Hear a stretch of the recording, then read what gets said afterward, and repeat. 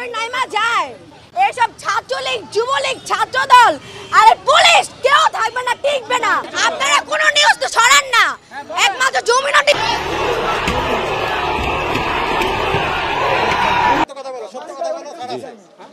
আমি নিউ মার্কেটে আমাদের দোকান আছে, ওইখানে গিয়েছিলাম, ওইখান থেকে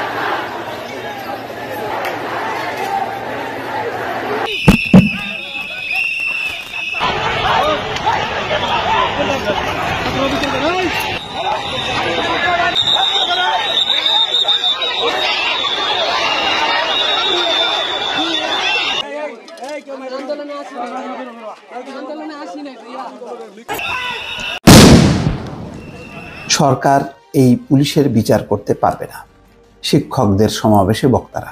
সরকার একটা তদন্ত কমিশন করেছে 3 সদস্যের। এই কমিশন পুলিশকে আওতায় আনবে যে পুলিশদের একেবারে ছবি প্রকাশ পেয়েছে। এটা শিক্ষকরাও বিশ্বাস করে না, দেশের মানুষও বিশ্বাস করে না। এই কারণেই সমাবেশে বক্তারা এই কথা বলছেন। আজকে ঢাকা বিশ্ববিদ্যালয়ের অপরাজেয় বাংলার পাদদেশে নিপীড়ন বিরোধী সমাবেশে বিশ্ববিদ্যালয়ের শিক্ষকরা এই কথা বলছেন। ঢাকা বিশ্ববিদ্যালয়ে নিপীড়ন বিরোধী শিক্ষকদের সমাবেশ, বিক্ষোভ ও মৌন মিছিল কর্মসূচি চলেছে।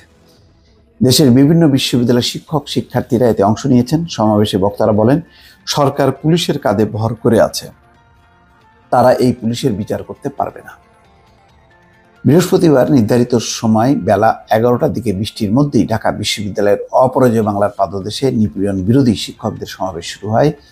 বৃষ্টির কারণে শুরুতে অল্প সংখ্যক শিক্ষক শিক্ষার্থী সমাবেশে অংশ নিলেও বেলা বাড়ার সঙ্গে সঙ্গে সেখানে অনেকে জড়ো হতে থাকেন। সমাবেশে শিক্ষকরা বলেছেন, গর্দান হত্যার বিচার তলোয়ারের কাছে চাইতে পারি না। সরকারের যে পুলিশ বাহিনী সাধারণ ছাত্র জনতাকে হত্যা করেছে, তারা এই পুলিশের বিচার করতে পারবে না। জাতিসংঘের তত্ত্বাবধানে এসব ঘটনা বিচার হতে হবে। সরকারকে এসব হত্যাকাণ্ডের সুষ্ঠু বিচার করতে হবে। শেখ হাসিনাকে স্বেচ্ছায় পদত্যাগ করতে হবে।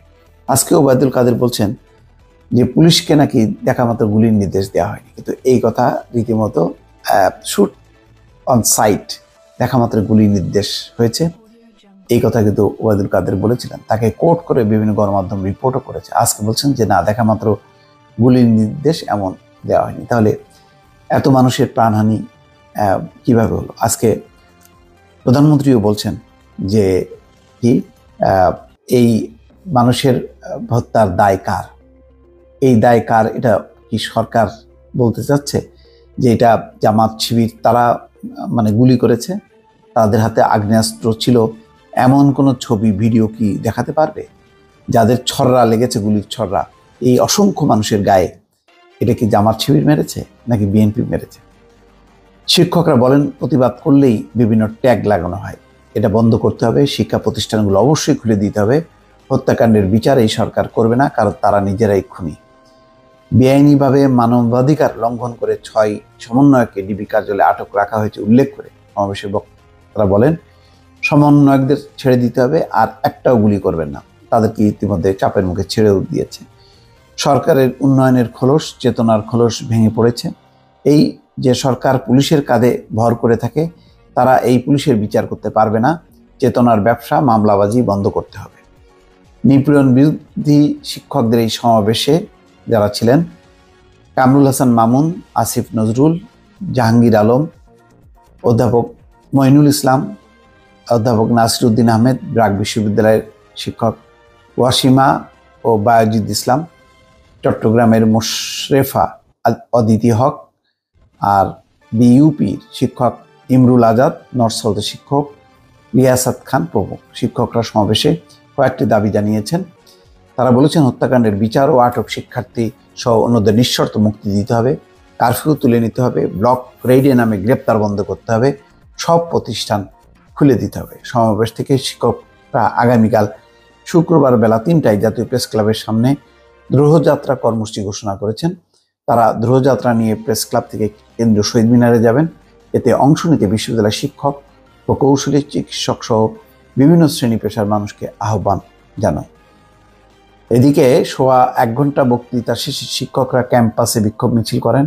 অনেক শিক্ষককে ঢাকা বিশ্ববিদ্যালয়ের ক্যাম্পাসে ঢুকতে দেওয়া হচ্ছে না, এমন খবর শুনে সমবেত শিক্ষকরা বিক্ষোভ মিছিল নিয়ে নীলক্ষেত বিশ্ববিদ্যালয়ের প্রবেশ ফটকের দিকে যেতে থাকেন। পরে তারা খবর পান শিক্ষকদের ঢুকতে দেওয়া হচ্ছে। এরপর তারা বিক্ষোভ মিছিল নিয়ে রাজু ভাস্কর্যের দিকে যান। বেলা 1:45টার দিকে তারা রাজু ভাস্কর্য থেকে মৌন মিছিল নিয়ে শহীদ মিনারে যান।